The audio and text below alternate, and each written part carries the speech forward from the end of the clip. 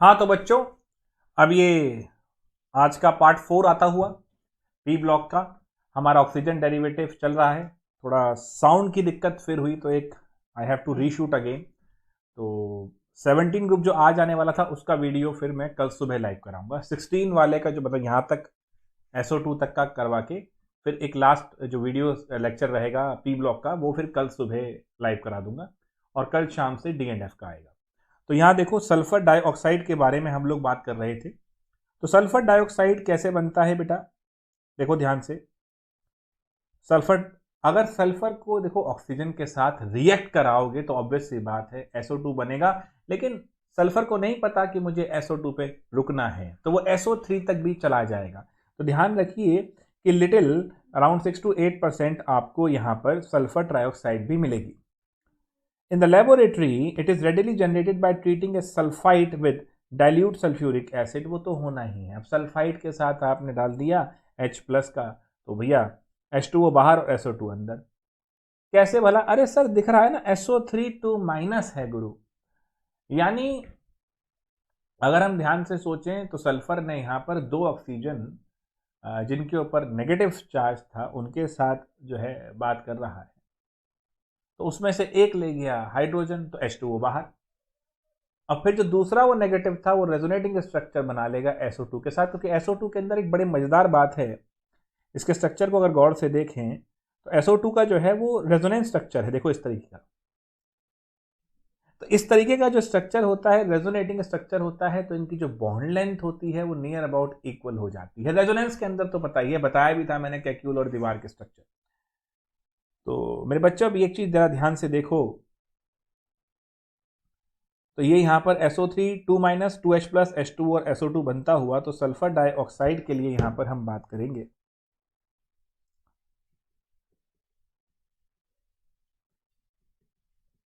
Sulphur dioxide यानी SO2 की जो बात होगी उसको जरा ध्यान से देखो। SO3 2 माइनस में 2H प्लस डाला है। अब H2O तो मस्ती से निकाल दो। बचा हुआ जो एक O था वो दूसरे के साथ रेजोनेंस में आता हुआ मस्ती से SO2 बनाता हुआ।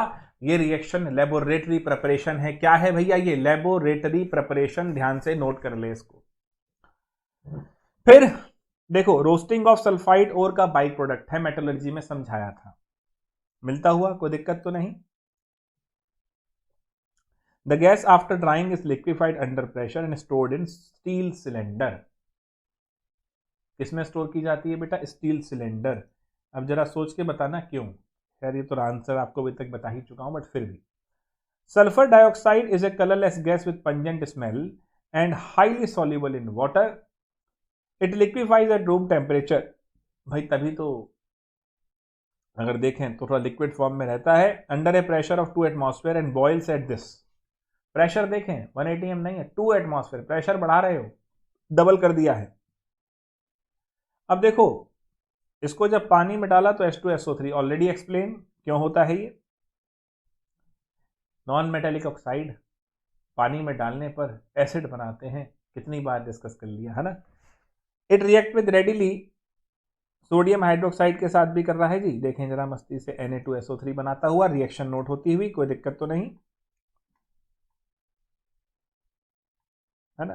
तो आप देखें यहां पर एक बहुत इंपॉर्टेंट लाइन आई है जो मैंने डायगोनल रिलेशनशिप में भी बता रहा था मैं, कि अगर देखा जाए तो कुछ कंपाउंड, वैसे ये प्रॉपर डायगोनल सिस्टम नहीं है, बट SO2 समवॉट अगर देखें तो CO2 का बिहेवियर दिखा रहा है।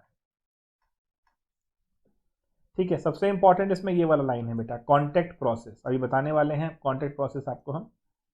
उसके अंदर ये मेन हमारा प्रोसेस है, कुछ नहीं है। SO2 के साथ मतलब ऑक्सीजन आप डाल रहे हैं V2O5 की प्रेजेंस में। V2O5 डाइवेनेडियम पेंटॉक्साइड, ये एक स्ट्रॉन्ग कैटालिस्ट है SO2 को SO3 में कन्वर्ट करने के लिए। बड़ा मजा आएगा, कॉन्टेक्ट प्रोसेस समझना है आज के लेक्चर में, बड़े ही आराम से, बड़ा ही प्यारा टॉपिक है, जरा देखेंगे। अब ये है बेटा SO2 के दो हमने देखे सिस्टम। अब ये ध्यान से रिएक्शन देखना। एक तो आयरन जो +3 था, SO2 में डालने पर +2 में जाएगा। अरे जाना ही है, क्योंकि SO2 तो SO3 में जाना चाहता था, और सॉल्यूशन में क्या बनाएगा? SO4। ये दोनों ही रिएक्शन खैर इंपॉर्टेंट है, बट बताना मैं लाइन वाइज चाह रहा था। SO2 को जब हम डालते हैं पोटेशियम परमैंगनेट में तो डीकलराइज करता है। देखो जरा, व्हेन मॉइस्ट, मेरे साथ बोलना शुरू करना, when moist sulphur dioxide behave as a reducing agent, ठीक है जी, it converts iron 3 to iron 2 and decolourises acidified potassium permanganate. Colour आपको कुछ जाना पहचाना दूंगा, आपको समझ में आएगा मैंने क्यों ये कलर लिया है। अब इसी पे क्वेश्चन आ जाएगा, what happen when sulphur dioxide is pass through an aqueous solution of Fe3+ salt. ये रहा, लिख भाई इसको याद कर, लिख। Fe2+ में डाला SO2, क्या बन गया देखो जरा, Fe2 और SO4 2-।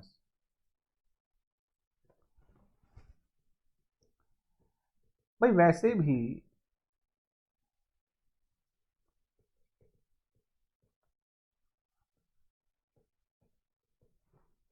डन है जी, कोई दिक्कत।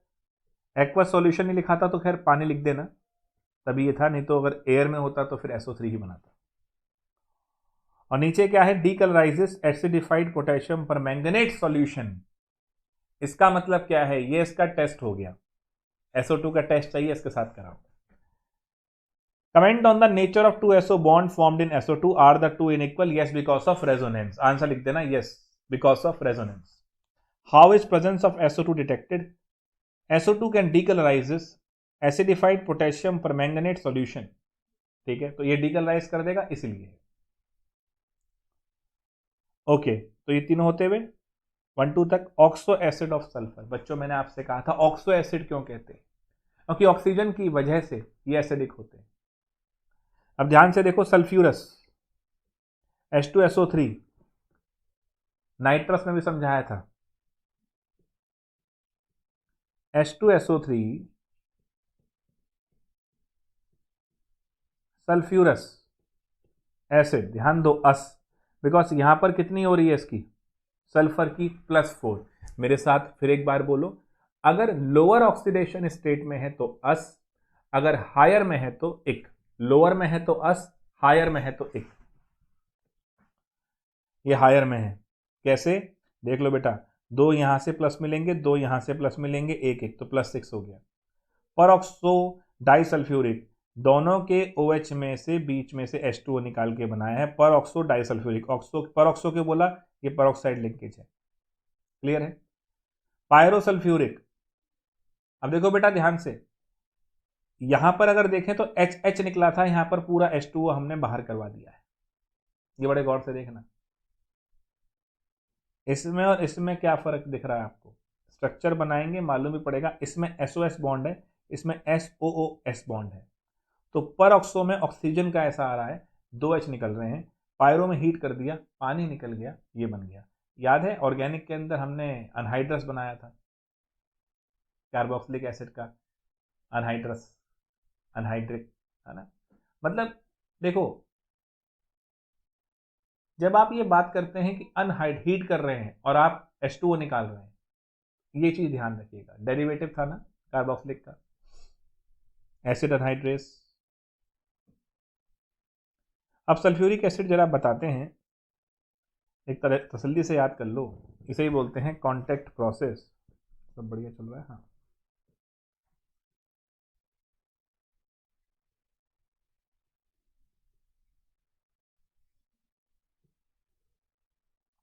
अगर इस दुनिया से H2SO4 समाप्त हो जाए तो नया H2SO4 नहीं बनता।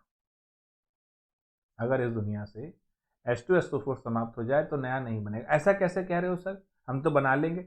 अरे देखो, जैसे दही जमाने के लिए जामुन चाहिए ना, थोड़ा सा दही जमाने के लिए भी थोड़ा सा दही चाहिए ना, उसे हम जामुन कहते हैं, आप पता नहीं जो भी कहते हो। दही जमाने के लिए थोड़ा दही चाहिए भाई साहब, H2SO4 बनाने के लिए भी थोड़ा H2SO4 चाहिए। H2SO4 बनाने के लिए भी थोड़ा H2SO4 चाहिए। अब देखिए जरा मजा कैसे चाहिए। आप कहेंगे सर हम तो नहीं मानते, हमने तो पढ़ा है ना एसिड रेन। ये लो बना दिया हमने H2SO4। बेटा कभी सोचा है, अगर सही मायने में H2SO4 बारिश के साथ बरस रहा होता तो तुम्हारी तो बत्ती लग चुकी होती अब तक। देखो स्ट्रक्चर तो वैसा है बट फंक्शन H2SO4 का, यानी फंक्शनल फॉर्म नहीं है वो H2SO4 की, ये आप समझ लें। मतलब 12th में तो हो, लेकिन सही मायने में क्या IIT जेईई एस्पिरेंट और नीट एस्पिरेंट हो? स्ट्रक्चर तो है साइंस के स्टूडेंट का, सही मायने में हो, वैसे ही H2SO4 बन तो रहा है इससे, बट वो नॉन फंक्शनल है, क्लम्प बनता है इससे। तो क्या किया जाए? देखें, अभी तो पढ़ाएंगे बट पहले समझ लें। हम क्या करते हैं, H2SO4 के अंदर SO3 पास करते हैं तो इससे बनता है H2S2O7। देख रहे हैं? NU कहते हैं भाई साहब ओलियम। क्या कहते हैं बच्चे इसको? ओलियम। अब ओलियम में वैसे दिमाग में सोचना, ओलियम में थोड़ा पानी डाल दो, H4S2O8 बन गया, यानी 2 H2SO4 हो गए, यानी H2SO4 ने अपने आप को डबल कर लिया। तो बस इसी प्रोसेस को कांटेक्ट प्रोसेस कहेंगे। कांटेक्ट क्यों? कांटेक्ट चाहिए ना H2SO4 का, नहीं तो नहीं बनेगा। आइए जरा, sulphuric acid is the one of the most important industrial chemical, king of chemical कहते हैं इसको। Manufactured by contact process which involve 3 step: burning of sulphur और sulphide ores in air to generate SO2, और SO2 से बनाएंगे SO3। Conversion of SO2 to SO3 by the reaction with oxygen in the presence of a catalyst. अभी पढ़ा sir, V2O5 आप बता रहे थे, हमने कहा था कॉन्टैक्ट प्रोसेस में आएगा, घबराए नहीं। तो SO2 से SO3 बनता हुआ इन द प्रेजेंस ऑफ V2O5, जबरदस्त, झकास। Absorption of SO3 in H2SO4 to give oleum. बिड़ू ये देखो, है ना मजेदार? तो आप देखें तो ये वाला तो प्रोसेस हो ही नहीं पा रहा था, ये करा और ये कैसे बनाया?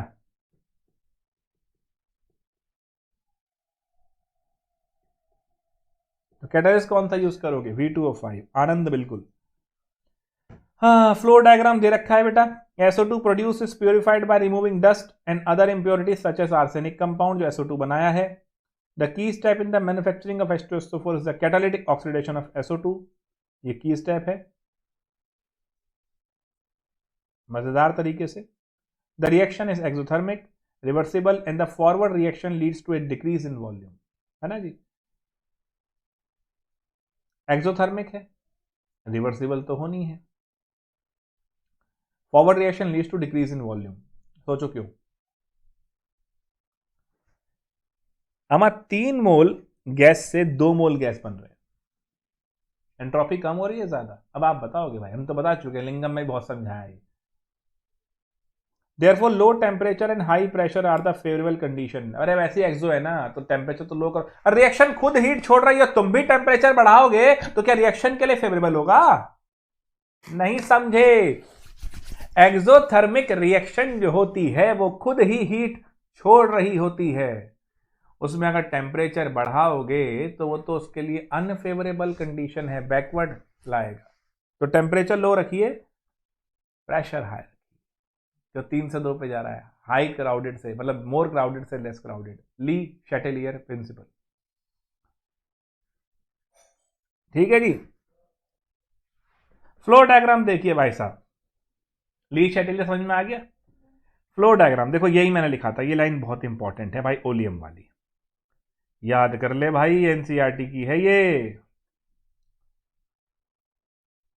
देखो यहां लिया, ये है डायग्राम, नहीं आ रहा बोर्ड में, घबरा मत, ये डायग्राम बोर्ड में नहीं आ रहा, और आ भी गया तो बहुत ही हलवा है। बेसिकली यार ये चैप्टर अब 7-8 नंबर का चैप्टर, अगर डायग्राम का क्वेश्चन देगा, अभी कॉमन सेंस लगाओ, 7-8 नंबर का चैप्टर, डायग्राम दे दिया 3-4 नंबर का, है ना? तो भैया क्वेश्चन बचे कहां इस चैप्टर में? इसमें तो 5 पार्ट आते हैं 5 नंबर के। फिर भी देख ले, सल्फर लिया भाई, गर्म एयर फेंकी, SO2O2 मिलाया, यहां पर डस्ट को हटाने के लिए प्रेसिपिटेटर, वाटर स्प्रे करा, वेस्ट वाटर, फिर यहां स्प्रे करा H2SO4 का, ड्राई SO2O2, ये लो जी। उसके बाद कैटालिटिक कन्वर्टर में SO3 बनाया, H2SO4 डाला, ओलियम बन गया, सिंपल। एक बार बना लियो, प्रोसेस बेटा वही है जो बता रहा था। वक्त ज्यादा होता तो और इस पर टाइम लगाते। Now sulphuric acid is a colourless dense oily liquid with specific gravity of this, इसका कोई खास मतलब नहीं फिलहाल तुम्हारे लिए। Acid freezes at this and boils at this, it dissolve in water with the evolution of a large quantity of heat. ये line important है, ठीक है, ध्यान रखना होता है। पानी, याद है ना क्वेश्चन था छोटी क्लास में, H2SO4 के अंदर पानी नहीं डालते, पानी में ग्रेजुअली डालते हैं, धीरे धीरे। The concentrated acid must be added slowly into water with constant stirring. नहीं तो करके देख लेना, धुएं निकल जाएंगे भाई तुम्हारे। अब ये देखो, ये सबसे इंपॉर्टेंट है। The chemical reactions of sulphuric acid are as a result of the following characteristic: low volatility, strong acidic character, strong affinity towards water, ability to act as an oxidizing agent. Which of the following statement does not signify, does not correlate to the reactivity of H2SO4? Is it clear guys? अब H2SO4 में डाला H2O, H3O निकल गया, HSO4 बना, ये K1, ठीक है। अब इस पे क्वेश्चन है, देखो यहां पर, ये तो खैर आसान है। What happens when concentrated H2SO4 is added to calcium fluoride? कुछ नहीं है बेटा, H2SO4 डालोगे कैल्शियम में, HF बाहर कर दो, H2SO4 बाहर कर दो, सॉरी कैल्शियम सल्फेट बाहर कर दो, और SO3 पास करा वाटर से तो H2SO4, जो भी आपको दिखाया था रिएक्शन, लेकिन ये फंक्शनल नहीं होता, ठीक है। यहां देखो ये क्वेश्चन आया है ना। अब इन तीनों क्वेश्चन के आंसर लिखते हैं। 7.23 mention 3 areas in which H2SO4 plays an important role. लिख बेटा ये रहा, ये देखो, हाँ, petroleum refining, manufacture of pigment, detergent industry, metallurgical application, ये सारे। फिर भी वहां भूल जाए ना किसी का भी, किसी भी रिएजेंट का, केमिस्ट्री में किसी का भी रिएजेंट का यूज भूल जाए और आ जाए, तो used in cosmetic industry, used in medicinal industry, और used as a chemical in laboratory reaction. ये 3 लिख दियो, घबरा मत, लेकिन फिर भी ये याद कर लेगा तो बहुत बढ़िया है पुत्र। Write the condition to maximise the yield of H2SO4 by contact process. 2 बातें ध्यान रखियो। नंबर 1, यहां पर सबसे इंपॉर्टेंट है कि जो प्रोसेस है SO2 वाला वो एक्सोथर्मिक है, वहां पर लो टेम्परेचर, बहुत लो मत कर देना नहीं तो प्रोसेस ही नहीं होगा, low temperature high pressure. V2O5 as a catalyst, बोल मेरे साथ, V2O5 as a catalyst, di vanadium pentoxide, di vanadium pentoxide as a catalyst, बोल भाई। ये 2 जरूर लिखनी है। K2 ये equal to K1 for H2SO4 in water. देखो बेटा एक चीज,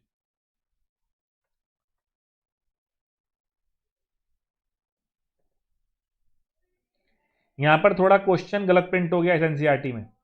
K1 वेरी लार्ज है K2 से, ठीक है जी, ये ध्यान रखना। क्वेश्चन ये है K1 K2 से लार्ज क्यों है ना। ये इक्वल का साइन आ गया, पुरानी एनसीईआरटी में लार्ज का साइन है, नोट कर लेना। वैसे पानी में अगर इक्वल का साइन आता है, किसी भी एसिड की बात करते हैं, तो वो लेवलिंग इफेक्ट की वजह से होता है कि all strong acid behave as equally strong in water because of levelling effect. But ये क्वेश्चन थोड़ा अलग है, Ka1 जो है वो बड़ा है Ka2 से, ये ध्यान रखना। राइट क्वेश्चन ये है। अब K1 बड़ा क्यों है, ध्यान से देखो बेटा, H2SO4 में जब पानी डालते हैं H3O प्लस HSO4 माइनस बनता है, इसका Ka1 निकाल लिया,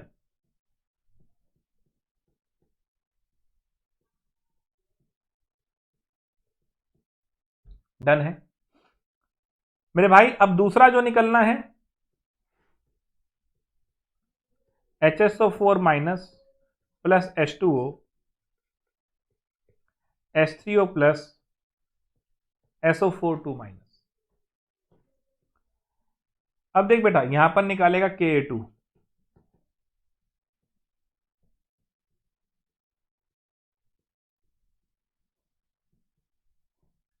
एनसीईआरटी ने सिर्फ ये ज्ञान देके छोड़ दिया कि K1 बहुत बड़ा है। ध्यान से देखो, the larger value of Ka1, देखो दिख रहा है ना, वेरी लार्ज। देखो इसलिए कह रहा हूं एनसीईआरटी में गलत क्वेश्चन लिख गया है ये। सही क्या हो रहा था, Ka1, अरे भैया Ka1 बड़ा है Ka2 से इन वाटर, देखो लिखा भी है इसने यहां पर। Aqueous solution sulphuric acid ionises इन 2 स्टेप। अब देखो Ka1 very large, Ka1 is greater than 10, Ka2 1.2 10 की पावर -2, ठीक है। तो -2 और 10 की पावर जो है 10 से भी निकल रहा है ज्यादा, तो ये समझ लेना ध्यान से, ये मुद्दा है। तो K1 जो है लार्जर है और इसने कुछ नहीं कहा। कॉमन सेंस लगाना बच्चों। देखो मैंने 2 बातें बताई, पहला बताया Ka1 बड़ा है Ka2 से, ठीक है। दूसरा मैंने बताया कि लेवलिंग इफेक्ट। लेवलिंग इफेक्ट क्या होता है, उसमें H2SO4 नहीं, उसमें H2SO4 हो, HNO3 हो, HCl हो, कोई भी स्ट्रॉन्ग एसिड हो, पानी में इक्वली स्ट्रॉन्ग है। तो वो एक अलग कॉन्सेप्ट है, वो इक्वल टू का साइन उनके लिए आएगा इन वाटर। यहां पर Ka1 और Ka2 की बात थी, जो मैंने बोला Ka1 बड़ा है, और उसका रीजन एक ही है, कॉमन सेंस लगाने की कोशिश करना। यहां पर ये एक न्यूट्रल स्पीशीज है और इससे H+ इसने डोनेट किया है। केमिस्ट्री के हिसाब से अपोजिट चार्जेस का कोई कॉन्सेप्ट इसमें नहीं आ रहा। न्यूट्रल से H+ निकाल रहे हो, यहां पर नेगेटिव चार्ज से H+ निकाल रहे हो। नेगेटिवली चार्ज स्पीशीज से प्लस को निकालना इलेक्ट्रोस्टैटिक फोर्सेस के हिसाब से इतना फीजिबल नहीं है, यहां से है। तो ये ध्यान रखना, H2SO4 इसको H+ देगा, ये बनाएगा, ये ज़्यादा चांस है बजाय इसके। इसी वजह से Ka1 बड़ा होता है Ka2 से। और दूसरा, इसका जो H3O निकल रहा है वो बहुत ज़्यादा निकल रहा है, सप्रेस करेगा बैकवर्ड की तरफ। तो एक चीज़ ध्यान रखना, as in case of K1 H+ is to be released by a neutral species, while in second case it will be from a negatively charged species. Electrostatic force of attraction will be high in this case. Next one, एक बहुत important बात है, यानी इसका dissociation लगभग suppress हो गया, तो सॉल्यूशन में H3O+ और HSO4- की जो कंसंट्रेशन है वो बराबर है यहां के हिसाब से। तो अब देखो ध्यान से, इसका मतलब यहां भी अगर मैं चाहूं तो ये H3O+ और SO4-, ये HSO4-, तो ये भी HSO4-। फिर सॉल्यूशन में H3O+ कितना है बच्चे, ये देख, मेन तो यही है ना, ये तो कॉमन आयन इफेक्ट हो गया। तो अगर मैं फॉरवर्ड में देख रहा हूं, ध्यान से देखना बच्चों, तो यही रिएक्शन ऑपरेट कर रही है, ये नहीं कर रही है। तो जितनी यहाँ H3O+ की कंसंट्रेशन है वो उतनी ही है जो सॉल्यूशन में है, और वो किसके इक्वल है, इसके। भाई अगर ये 1 मोलर होता तो ये भी हम एक तरह से 1, जितना ये है, मान लो 1 माइनस अल्फा है, तो ये भी अल्फा है, ये भी अल्फा है, यही करते हो ना। जितनी इसकी है उतनी इसकी कंसंट्रेशन है, तो जितनी इसकी है उतनी HSO4- की है, तो यहाँ पर HSO4- लिख दो। HSO4- से HSO- कट जाएगा, SO4 की कंसंट्रेशन K2 के बराबर है। कंपटीशन में ये सवाल आता है, एनसीईआरटी तो यहीं रुक जाता है, कंपटीशन में ये आता है। तो वहां सॉल्व मत करना, जो K2 की वैल्यू है वही सल्फेट आयन की कंसंट्रेशन होगी। विद दिस हमारा यहां पर एनसीईआरटी के इंटेक्स से ग्रुप 16 में खत्म होता हुआ, 17, 18 उसके अलावा एनसीईआरटी के टेक्सचुअल वाले ये लेक्चर रहेगा जो कल सुबह लगा दूंगा मैं। पी ब्लॉक को कल यहाँ पर हम समाप्त कर रहे हैं। आई होप जो समझाया सारा विद एनसीईआरटी समझ में आ गया है। जब ये हो जाएगा, इसके बाद जो थोड़ा सा हायर लेवल है पी ब्लॉक का वो दे दूंगा, है ना। उससे पहले मेरे नोट्स भी 12 से मैं आपको दे ही रहा हूँ परसों से, तो वो कोई दिक्कत आपको आनी नहीं है। चलिए बच्चों, मिलते हैं आपसे फिर अगले सेशन में, तब तक के लिए नमस्कार, टेक केयर। पढ़ते रहो, शॉर्ट आ रहे हैं पार्ट, ताकि इजीली पढ़ सकते हो। एनसीईआरटी जरूर लिखो, नोट्स जरूर बनाओ अपने। सर के तो आ ही जाएंगे, 12 से आ रहे हैं, लेकिन अपने बना लो पहले, ठीक है। चलो, टेक केयर।